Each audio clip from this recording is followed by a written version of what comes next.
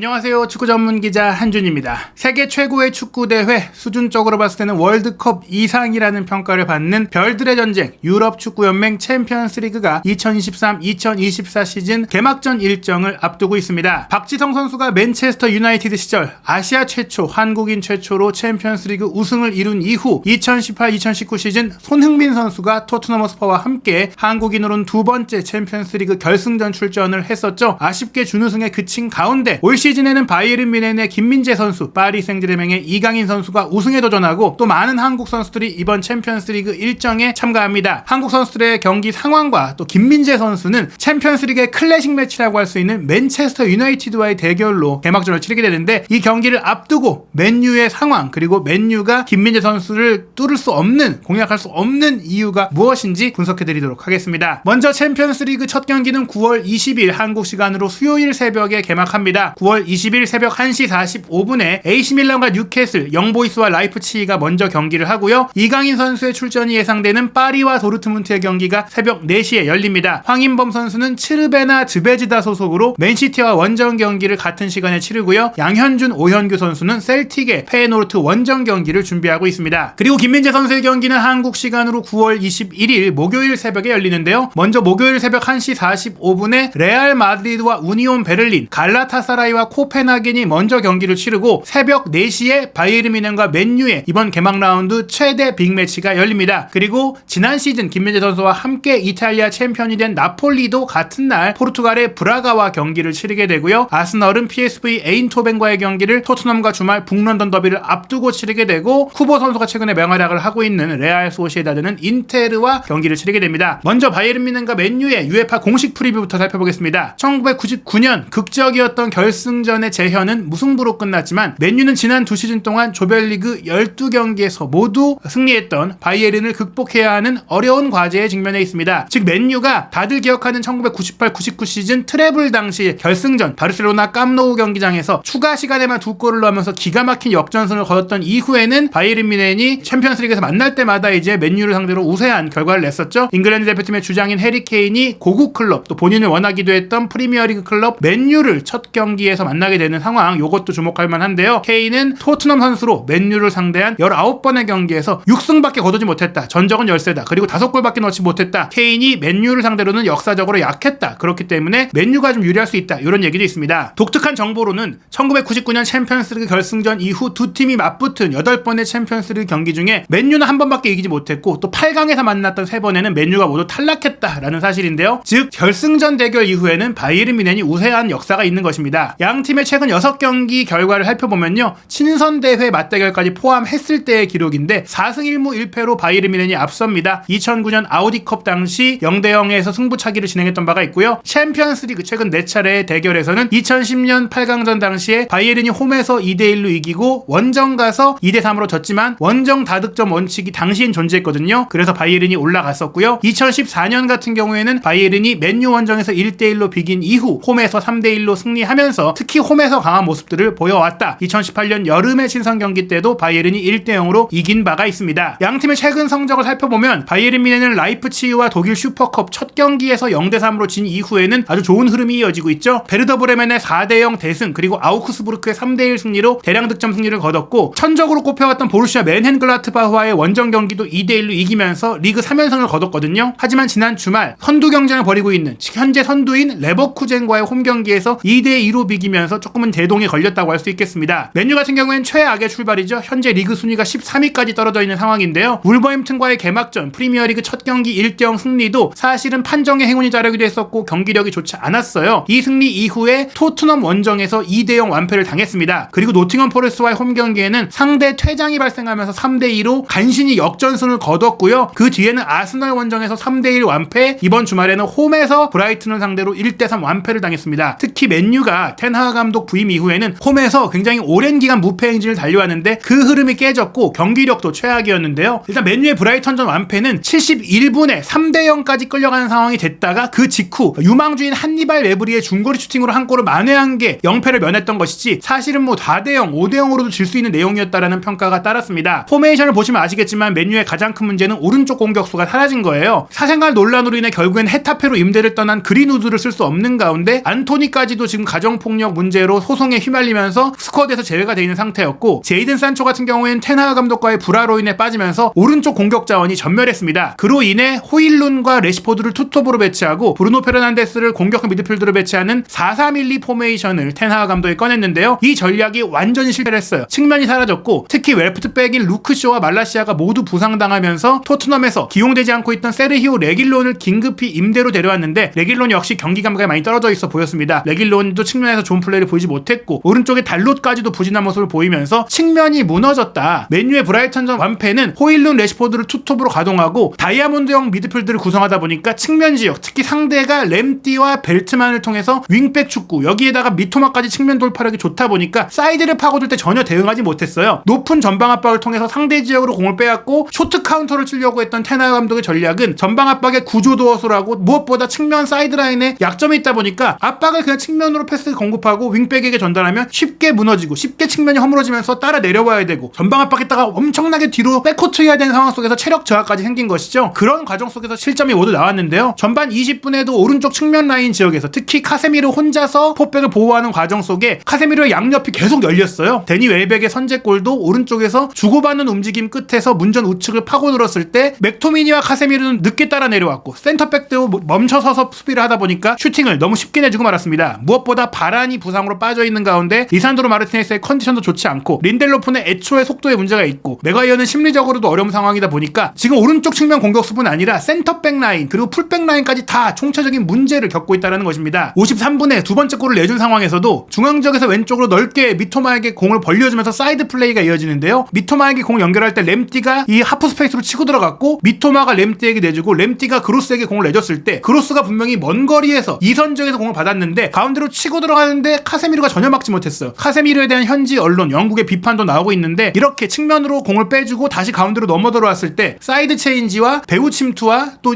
온더볼에서의 상대 돌파까지도 막지 못하는 맨유가 전방 압박을 제외하고는 어떤 수비적인 조직과 대인 능력도 보여주지 못하면서 쉽게 슈팅을 허용하고 실점하는 장면이 나왔습니다. 71분의 실점도 마찬가지로 수비 라인에서 왼쪽 사이드 라인으로 깊게 램띠에게 한 번에 넘겨준 공이 역시나 측면 공격수가 없다 보니까 1차적으로 걸러지지가 않아요. 전방 압박 때도 측면에서의 커버가 안 됩니다. 여기에 좌우 풀백들의 뒷공간이 쉽게 열렸어요. 전방 압박을 하기 위해 풀백이 올라와서 또 수비를 하다 보니까 그 뒷공간이 자꾸 열리는 거고, 센터백이 느리잖아요. 또 느린 센터백까지도 공략을 당합니다. 램띠의 컷백을 주앙 페드루가 가볍게 밀어넣는 슈팅을 통해서 쐐기골을 넣게 되는데요. 이렇게 모든 실점들이 측면에서 나왔다. 그런데 바이에른 뮌헨은 측면이 강한 팀이잖아요. 코망, 그나브리, 사네, 여기 알폰소 데이비스의 오버래핑까지 좋은 측면 자원들이 많은 바이에른 뮌헨이기 때문에 이번 경기도 맨유가 무너질 수밖에 없다. 아마도 테나하 감독이 이번 경기는 조금 다르게 준비할 수도 있습니다. 부상 선수들이 꽤 많죠. 지금 맨유의 가장 큰 문제가 부상인데요. 큰 돈을 투자해서 영입한 메이슨 마운트도 이번 경기 출전은 어렵고, 바란도 회복 중이라고 하지만 이번 경기까지는 어렵다고 합니다. 그나마 이적 시장 마지막 날 영입한 수비형 미드필더 모로코의 소피앙 암라바트 정도만 복귀가 가능한데 풀핏은 아니라고 하거든요. 그렇기 때문에 이번 경기 저는 개인적으로 포지는 바꿀 것 같아요. 이 다이아몬드형 4-4-2가 완전히 측면의 약점을 노출했기 때문에 테나하 감독이 선수 구성을 같이 가져가되 맥토미니를 빼고 그래도 암라바트가 낫다. 암라바트가 좀 더 전투적으로 뛸 수 있으니까 카세미르를 보조할 선수로 암라바트를 투 볼란치로 쓰고, 에릭센을 공미로 올리고, 차라리 브루노가 열심히 뛰는 선수니까 오른쪽 측면으로 벌려서 뛰게 한다. 레시포드 왼쪽, 브루노 오른쪽, 호일룬 원톱으로 4-2-3-1로 이 브라이튼전에 드러났던 측면의 문제를 커버하고, 차라리 달롯을 왼쪽 풀백, 완비사카를 오른쪽 풀백으로 배치해서 두 명의 오른쪽 풀백을 그냥 측면에 배치해서 수비에라도 신경을 쓰자, 이런 형태가 나오지 않을까 생각이 됩니다. 바이에른 뮌헨 같은 경우에는 크게 바꿀 필요가 없을 것 같아요. 무시할라가 지금 풀타임을 소화할 수 있는 컨디션인지를 지켜봐야 되겠지만, 일단 케인 원톱에 밀러를 이선에 두고, 그리고 무시할라가 이 자리에 뛸 수가 있고요. 좌우 측면에는 그나브리와 자네, 투미들로 고레츠크와 키미히, 포백은 데이비스와 마즈라이가 좌우 풀백으로 서고 김민재, 우파메카노를 센터백 조합으로 세울 것 같습니다. 호일룬과 레시포드의 속도에 대응하기 위해선 더더욱이나 더리우트가 뛰기가 어렵고, 더리우트를 이제 6번 미드필더 자리, 수비형 미드필더 자리에 기용해서 활용도를 높이는 그런 부분까지 생각할 정도로 김민재, 우파메카노의 피지컬, 대인방어 능력, 속도가 좋거든요. 특히나 말씀드린 대로 호일룬이 엄청 빠른 선수고, 레시포드의 속도도 위협적이니까 레시포드까지도 김민재가 커버하기 위해 내려와야 될 수도 있어요. 데이비스의 뒷공간을 브루노라든지 호일룬이 파고들 때도 많은 커버가 필요합니다. 그렇기 때문에 김민재, 우파메카노가 나와야 되는데, 이 호일룬의 속도에 대한 우려는 크게 걱정이 안 되는 게, 사실 지난 시즌에 호일룬이 아탈란타에서 뛰었고 김민재 선수가 나폴리에서 뛸 때 호일룬과 김민재의 대결에 이탈리아 언론이 완전히 호일룬이 압도당했다, 김민재에게 삭제당했다라는 평가를 코리에레 델로 스포르트가 했었죠. 실제로 나폴리와 아탈란타의 경기에서 호일룬이 당시에 주목받는 선수였음에도 불구하고 전반전만 뛰고 교체됐는데 했는데 그 이유가 김민재 선수한테 철저히 막혔기 때문입니다. 이때 김민재 선수는 최고 평가를 받았는데요. 당시 전반 14분 사파타의 배우 침투 패스를 호일룬이 엄청난 속도로 뛰어들어가 봤는데 김민재 선수가 더 빨랐고 어깨빵으로 그냥 밀어버리면서 무너뜨렸고요. 18분에는 하파엘 톨로이의 전진 패스를 호일룬이 따라가는데 김민재 선수가 너무 빠르니까 호일룬이 가다가 그냥 멈춰버렸습니다. 아, 내가 가도 못 잡겠구나, 김민재를 넘기 어렵겠구나라고 지레 포기해버리는 장면까지 나왔고요. 31분에도 미드필더 더룬이 전진 패스를 해서 등지고 공을 받으려고 하니까 그 등진 상태까지도 김민재 선수가 달려나가서 차단해버렸습니다. 이렇게 무력한 활약을 펼치다 보니까 호일룬이 교체가 됐고, 호일룬 같은 스타일이 속도와 힘을 활용하는데 김민재 선수가 이 속도와 힘의 최대 강점이 있잖아요. 그러다 보니까 맨유가 이번 경기에서 호일룬을 활용하기 어려울 것이다, 김민재 선수한테 맡길 것이다 라고 볼 수 있고, 김민재 선수의 이런 플레이는 레버쿠젠과의 경기에도 잘 드러났어요. 당시 전반 14분 비리츠의 패스를 받은 호프만의 측면 돌파를 김민재 선수가 빠르게 커버하면서 잘라냈던 장면이 있었고, 또 김민재 선수가 왼쪽 센터백이지만 이 우파메카노의 뒷공간도 잘 커버해줘요. 그래서 레시포드에 대한 걱정이 조금 있긴 한데 레시포드까지도 김민재 선수가 막아줄 것이다. 호프만의 패스를 받은 보니페이스가 21분 왼쪽 하프 스페이스 지역을 치고 들어올 때, 즉 우파메카노가 막아야 되는 상태에서 한 발 늦었는데 김민재 선수가 뒤로 따라 내려와서 슈퍼태클로 차단하는 장면이 나왔었고요. 23분에는 그리말도가 역시 왼쪽 하프 스페이스 지역에서 보니페이스에게 패스를 줬을 때 1차적으로 우파메카노가 슈팅을 막지 못했지만 김민재 선수가 슈퍼 블로킹으로 막아내는 장면이 있었습니다. 여기에 김민재 선수의 또 하나의 강점은 빌드업인데요. 아우크스부르크와의 경기에서 3대0 쐐기골이 나올 때 케인의 멀티골이 나오는 기점이 김민재 선수였어요. 김민재 선수가 왼쪽에서 코망한테 바로 패스를 주고 코망이 데이비스에게 연결해주는 2대1 패스를 진행한 이후에 데이비스가 밀어준 공을 케인이 마무리했는데, 이렇게 김민재의 발끝에서 시작된 공격들이 측면 지역으로 많이 빠져나갑니다. 코망한테 특히 바로 주는 패스들이 많아요. 때로는 케인한테도 바로 줄 수 있는 상황이 나올 수 있습니다. 그런 상황들 전방 압박을 쓰고 측면에 약점이 있는 맨유를 상대로는 김민재가 수비도 수비지만 공격적으로도 많은 기여를 하면서 기점 패스 내지 어시스트까지 기록을 할 수 있다. 그래서 맨유가 김민재 선수를 굉장히 오랫동안 지켜봐왔고 영입하고 싶어 했는데 사실은 다른 포지션을 보강하는 게 급하다고 생각했기 때문인지, 리산드로와 바란이 있으니까 3옵션 정도의 선수니까 우선순위는 아니다라고 생각했는지 포기했는데 김민재 선수를 포기한 것에 대한 대가를 이번 경기에 치를 가능성이 매우 크다, 이렇게 볼 수가 있겠습니다. 현재 유럽의 주요 스포츠 베팅 업체도 바이에른 뮌헨과 맨유가 이름값으로 봤을 때는 빅매치지만 바이에른 뮌헨의 압승을 예상하고 있는데요. 바이에른 뮌헨의 평균 승리 배당률이 1.53배, 그야말로 압도적이죠. 한 수 아래의 팀을 만날 때 나오는 그런 배당률입니다. 무승부는 4.58배, 맨유 승리가 무려 5.49배예요. 맨유의 승리 가능성이 거의 없다라고 내다볼 정도인데요. 이렇게 큰 격차가 나온 것은 역시 케인과 김민재라는 전방과 후방의 월드 클래스 선수를 영입하지 못한 맨유의 문제이고, 또 현재 팀의 분위기도 좋지 않고 전술적으로도 흔들리고 있고 또 경기 외적인 잡음까지 생기면서 맨유는 그야말로 최악의 상황입니다. 글레이저 패밀리가 구단을 빨리 매각하고 정리해서 새로운 체제로 좀 투자도 이루어지고 새로운 분위기가 됐다라면 맨유가 다시 한번 전성기를 맞을 수도 있었어요. 지난 시즌에는 테너 감독이 와서 전술도 바꾸고 분위기도 바꾸고 카라바오컵 우승을 통해서 무관의 흐름까지 깨면서 반등하는 것 같았는데, 올 시즌 이 여름 이적 시장을 제대로 보내지 못하면서 테너 체제가 힘을 받지 못하고 있고, 거기에는 특히 김민재 선수를 오랫동안 노렸음에도 영입하지 못한 부분이 있었는데요. 바로 이 바이에른 뮌헨과의 챔피언스리그 경기에서 맨유가 김민재 선수를 영입하지 못한 것에 대해서 땅을 치고 후회할 상황이 나오게 될지, 맨유를 상대로 김민재 선수는 어떤 활약을 펼쳐 보일지 한준TV에서 챔피언스리그 주요 소식과 정밀 분석 그리고 현지 반응까지 확인하시기 바랍니다.